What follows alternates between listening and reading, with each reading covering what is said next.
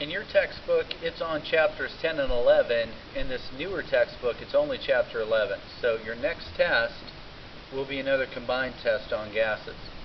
So our objectives, we want to define pressure today, give units of pressure, describe how pressure is measured, state the standard conditions of temperature and pressure, and convert units of pressure. This we'll come back to using Dalton's law of partial pressures. So what is pressure?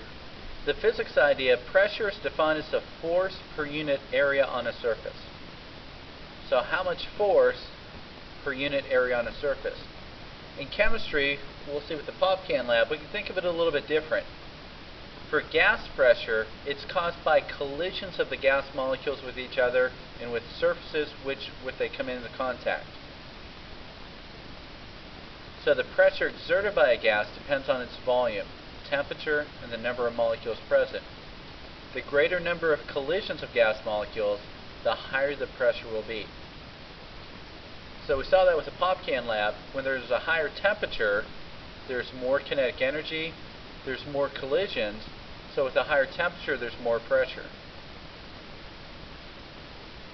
A thermometer is used to measure temperature. A barometer is a device used to measure atmospheric pressure. The first barometer was introduced by Evangelista Torricelli in around 1600, in the early 1600s. Originally, Torricelli noticed that water pumps could raise water only to a maximum height of about 34 feet. You know, on water pumps, or his idea, I'm not going to test you that, but it's just a little bit of history behind it. So he wondered why this was true, and thought the height must depend on somehow on the weight of water compared to the weight of air. So he reasoned that if the maximum height of a water column depended on its weight, then mercury, a liquid metal that's a lot heavier, it's about 14 times as dense as water, could be raised only about 1/14 as high as water. So if it truly depends on weight, something heavier wouldn't rise as high. So he tested his idea by sealing a long glass tube at one end and filled it with mercury. Then he turned the tube over into a dish of mercury, and the weight of the mercury left a vacuum at the top of the tube. The mercury wasn't all the way up in the tube as it was when he turned it over, kind of like what we do when we collect gases in water. We take our container, seal it, pull our hand away, and the water stays in it when it's upside down. But in this case, because mercury is heavier than water, some of the mercury came out. What he found when he inverted the tube, that the mercury always went to a normal height. So standard pressure of the atmosphere would have a height of 760 millimeters. So the common unit of pressure from Torricelli's experiment is millimeters of mercury, with the symbol of mmHg.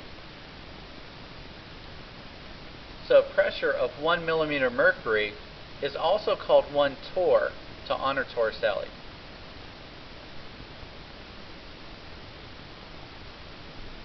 The normal thing, because of the metric system and the SI system, a lot of other times that instead of saying 760 millimeters of mercury or 760 torr, we can just call that 1 atmosphere of pressure.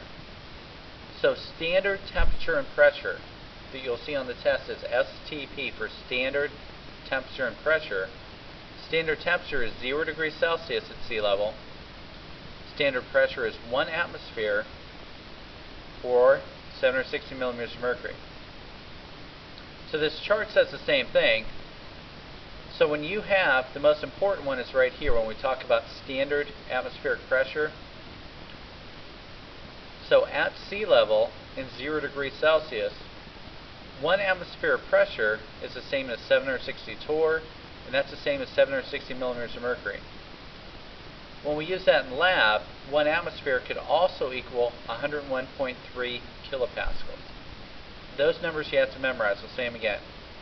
Standard temperature is 0 degrees Celsius.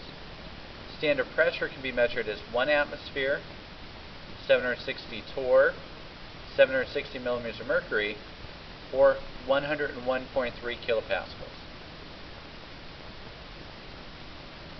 So the type of problem you might have to do for section 1, if you're given an average atmospheric pressure in Denver, Colorado is 0.83 atmospheres, we want to change this pressure in some of the other labels. We want to show this pressure in millimeters of mercury and kilopascals. So if we're only talking about the pressure with a different label, it's just a conversion like we've done in different chapters. So if you're given a certain pressure, what you want to find is a pressure in a different label. Part A is millimeters of mercury, part B is in kilopascals. So for our solution, we're just going to use conversion factors. So if you're given atmospheres, that goes on the bottom, the new label goes on top, and we get our answer. Same thing for part B. If we want to go from atmospheres to kilopascals, atmospheres goes on the bottom, kilopascals on top. So if we convert 0.83 atmospheres times 760 divided by 1 would be 631 millimeters of mercury.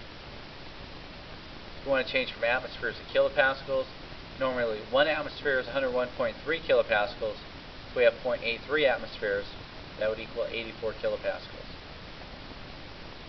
So for today, just an introduction, we have standard temperature and pressure you'll definitely have to know for the test, and our different pressure conversions.